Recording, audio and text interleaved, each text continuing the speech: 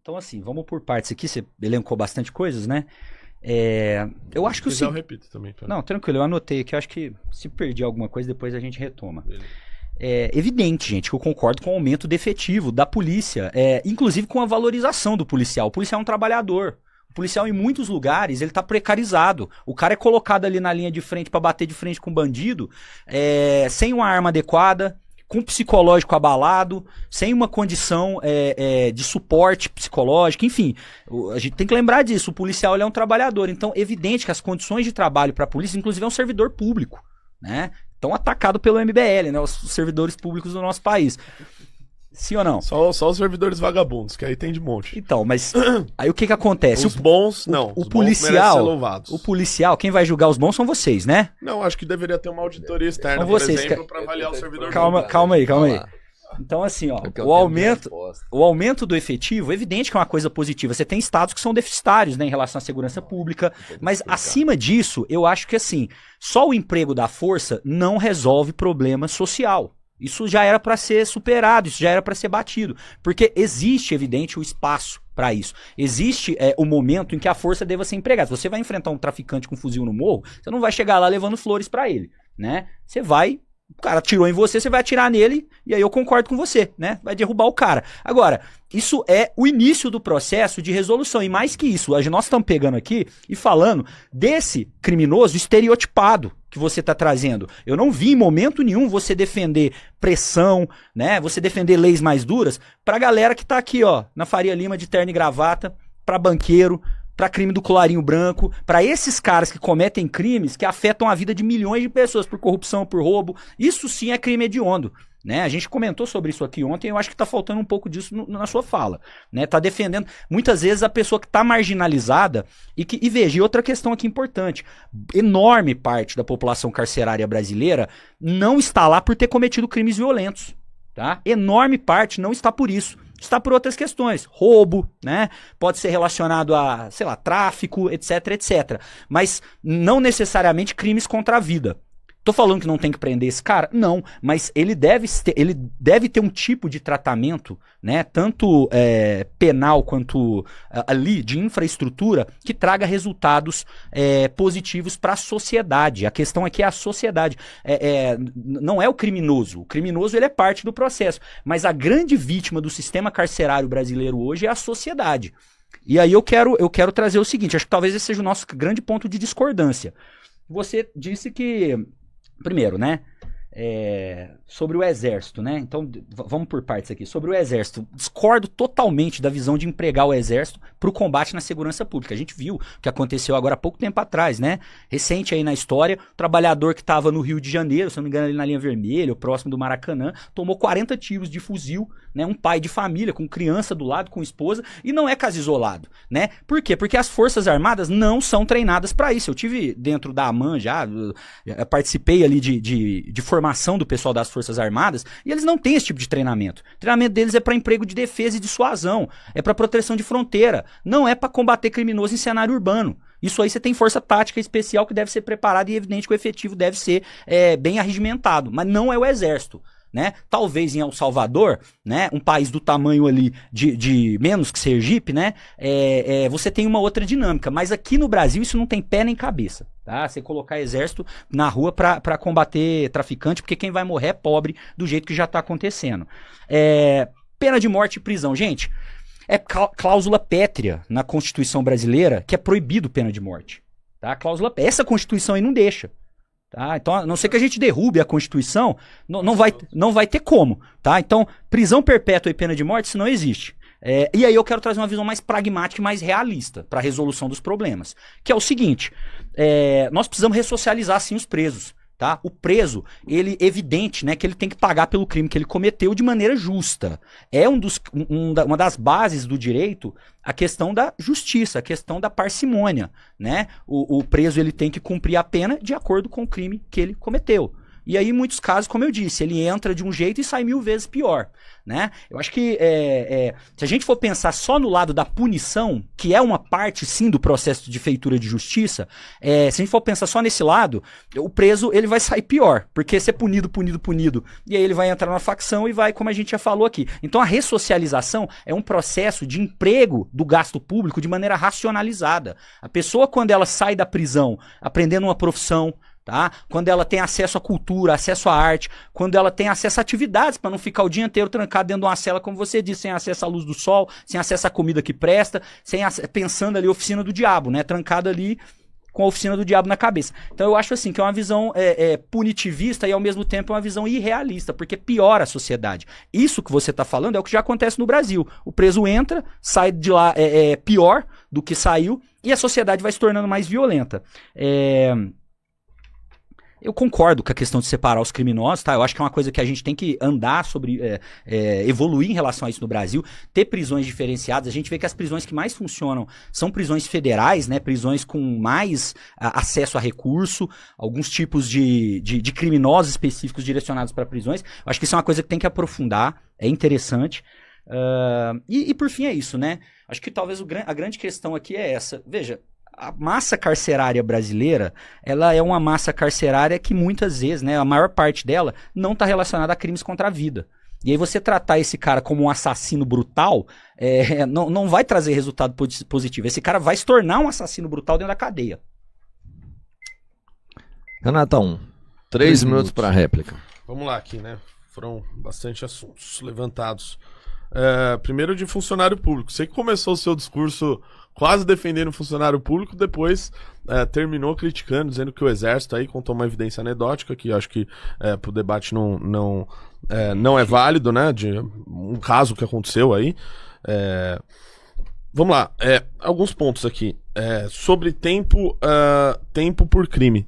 Deixa eu te falar, um dos grandes problemas do Brasil é que aqueles poucos que são identificados pelos crimes que eles cometem, eles têm uma série de benesses dentro do presídio ou pelo sistema penal para que a pena deles retroaja, para que a pena deles diminua. Aqui a gente tem progressão de pena. O cara fica 1/4, 1/3 da pena e depois ele tá solto. Ainda dizem depois que não, veja bem, ele lê um livro ali dentro da cadeia e isso é o suficiente para diminuir a pena dele. Dane-se o crime que ele cometeu, se ele matou uma pessoa, se ele roubou alguma coisa. Ele tem que ter a progressão de pena dele porque ele lê um belo livro dentro da cadeia. Isso é uma palhaçada, né? Então, o que a gente tem hoje aqui no Brasil é muito mais direito carcerário do que direito para a população de fato. Essa fica na mão do crime organizado, essa fica na mão de cumprir as leis que o crime organizado tenta implementar nos lugares em que dominam os territórios. E para os bandidos é auxílio reclusão, é progressão de pena, é leitura de livro dentro da cadeia para poder sair mais cedo sem cumprir.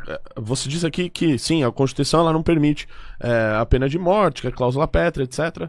Concordo, é óbvio, mas para isso a gente pode, por exemplo, discutir uma nova Constituição, né, no Brasil. Eu acho que poderia ser um caminho interessante para isso. Que mais? Você falou... Você disse que concorda, então, com que aqueles que cometeram crime, eles têm de ser punidos, né? Tem de ir presos. Ou seja, você concorda comigo que no Brasil tem pouca gente presa porque 91% dos roubos não são... Isso, hein? Não, eu tô chegando a uma conclusão, não é isso? Você tá chegando... Exato, você tá chegando a uma conclusão. 91% dos roubos e furtos não são resolvidos. Então tem 91% de criminosos que cometem roubo e furto que não são identificados e não são punidos. Então você concorda comigo que essas pessoas deveriam estar na cadeia. Se essas pessoas deveriam estar na cadeia com o número de roubos e furtos que a gente tem por ano no Brasil, falta gente na cadeia. Veja só, faça a conta aqui, ó, fazer uma conta de padeiro. Se tem 40 mil, 45 mil, 50 mil homicídios no Brasil e 30% deles você acha o autor do crime... Pô, então a gente tá falando de outros 70% que cometem homicídio, ou seja, 30 mil por ano no Brasil, que não são identificados e não são presos. Então é óbvio que a partir do momento que a gente tiver uma taxa de resolução de crimes boa no Brasil, com inteligência policial, com investimento, com mais efetivo, é óbvio que a gente vai poder caminhar para identificar essas pessoas e punir. Então, no final das contas, é por isso que eu concluo que você deve estar concordando comigo. que tá faltando gente ser presa no Brasil e, portanto, a população carcerária, por uma conta básica, fácil, ela vai aumentar. Lucas, sua quarta pergunta. Galera, deixa o like aí, a gente tá com 1000 pessoas ao vivo. Vamos dar o like aí e compartilhar o vídeo. Tá, bora aí, Lucão. Vamos lá, então. Bom, primeiro assim, então... Eu sou contra, gente, a participação do Exército na segurança pública dessa forma, porque, de novo, tá? Eu não é por causa de um caso anedótico. Esse caso, ele ilustra uma questão maior. O Exército simplesmente não recebe treinamento e não tem doutrina para isso. Conheço bem a questão da doutrina militar e não é para combater crime em cenário urbano, tá? O Exército brasileiro, ele tem um emprego de força, ele tem treinamento, ele tem capacitação para outras coisas, inclusive tem boa capacitação para essas coisas. Mas para isso que a gente está falando, a gente vê resultados desastrosos. Tá? Colocar o Exército na rua para poder combater traficante, para poder combater criminoso. Esse é o papel da polícia militar, esse é o papel ostensivo de policiamento e não das Forças Armadas. Isso tem tudo para dar uma grande merda, para dar errado, tá? Já deu, né? Já foi feito. Inclusive a gente vê, né? Essas operações de GLO que surgiram no Rio de Janeiro, isso resolveu o crime? Colocaram o Exército lá dentro. Não resolve. E aí eu bato no argumento de novo. O encarceramento em massa, o emprego da força por si só, não resolve. Isso aqui, o crime organizado, gente, é igual uma hidra. Você corta uma cabeça, aparece duas, tá? Se você só vem com a pressão militar, com a pressão da força, você não tem resultado. Você tem um gasto público, você tem uma questão, assim, de investimento, mas ao mesmo tempo você não tem resultado. E aí você tem, inclusive, as pessoas perdendo a crença nas instituições. E aí eu quero falar o seguinte... Você falou, Renato, que os crimes não são investigados no Brasil, tá? Então, nós temos um problema, gente, que não está relacionado ao emprego da força. Nós estamos falando de uma questão relacionada à inteligência. A polícia brasileira, tá? E aí são polícias, de novo, né? Porque elas são por estado, principalmente a polícia militar e a polícia civil, né? Você tem órgãos federais, mas, via de regra, quem combate o crime no Brasil é a polícia civil, é a polícia militar e a polícia civil investiga, não é? Que são polícias estaduais, elas não estão conseguindo gerar um bom resultado, né? Em termos de investigação, em termos de inteligência. Eu acho que eu não vi você falar em hora nenhuma essa palavra, tá? A questão de que nós precisamos investir em uma polícia mais inteligente. E eu quero até colocar, né, algumas questões aqui. Eu que tenho que fazer a pergunta, né? Isso. Só para deixar claro. Algumas questões aqui, ó. Precisamos de uma polícia mais informatizada, de uma polícia que seja mais coordenada entre os estados, né? Uma polícia que consiga investigar e não só matar. E aí eu quero encaminhar para a pergunta que é o seguinte, ó. Veja, conheço as ideias, né, de vocês, conheço, você mesmo falou, tem o livro amarelo que vocês organizaram, que é um compêndio de ideias, e assim, é muito claro que o MBL é um grupo que defende um desmonte, né, da máquina pública e do Estado, um Estado mínimo, né?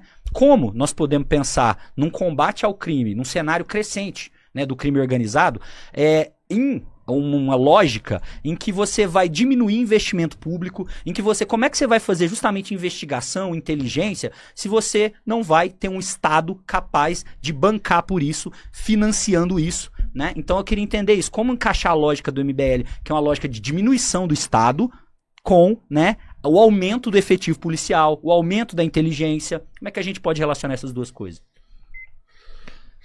Renato, você teria 5 minutos, eu vou te dar mais 1:20, você tem 6:20 para responder outras questões e a pergunta dele, beleza? No final a gente vai ler o superchat, tá, galera? Vai ler o superchat? Nossa, vou mandar um aqui agora. Vamos lá, primeiro para responder sobre a intervenção federal no Rio. Você disse que não foi uma boa medida.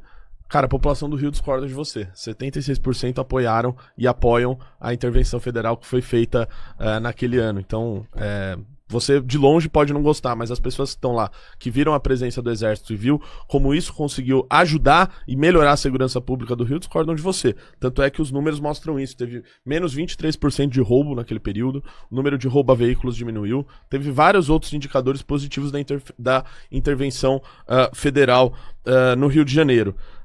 Aí depois, Lucas, eu acho que você ainda vê o MBL ainda como talvez um espantalho de algumas coisas que você acha que o MBL defende, né? Como, por exemplo, o MBL defende o Estado mínimo, o movimento liberal, etc. Não, acho que o Estado ele tem que ser eficiente, né, acima de tudo. Independente se vai ser no modelo privado para uma empresa ou no modelo estatal, né? Por exemplo, eu tô vendo agora, estudando o caso da Avibras, me parece que uma boa saída para ela é que ela seja do Estado, seja estatizada. É uma estatal de defesa, né? Acho que tem a ver. Ensaboado, hein? Não, ele é foda, mano. Ensaboou demais. O MBL tá mudando, né? Então, pô, eu tô descobrindo aqui agora que o MBL tá vestindo outra... Vamos lá. Estão virando trabalhista. Vou voltar o tempo pra você poder concluir o Vai raciocínio. lá. Pode seguir. É porque me parece meio óbvio, né, que uma empresa de defesa, ela vai ter que ter o apoio do Estado pra isso. Né? Isso não tô entendendo onde... Assim, as ideias do MBL estão muito claras, Lucas. Depois eu vou te mandar o livro amarelo pra você dar uma olhada. E agora, em outros casos, a empresa, se estiver prestando um mau serviço, ou se o privado conseguir fazer melhor, tem que ser privatizado, tem que ser concedido pela iniciativa privada. Essa última semana eu debati a Sabesp, acho que foi um bom modelo de privatização, teve vários resultados sobre isso. Agora, tem que analisar o caso a caso, né? Então, acho que nesse caso aí, cara, acho que a sua pergunta ela não faz muito sentido, porque a gente defende que a segurança pública precisa ter mais investimentos. A gente defendeu isso na campanha do Arthur para a prefeitura, dizendo que a Secretaria de São Paulo as secretarias gastavam mais em comunicação do que elas gastavam em segurança urbana, isso no modelo da prefeitura. A gente criticou a quantidade que é oferecida para a segurança pública no estado, isso já desde 2022 também.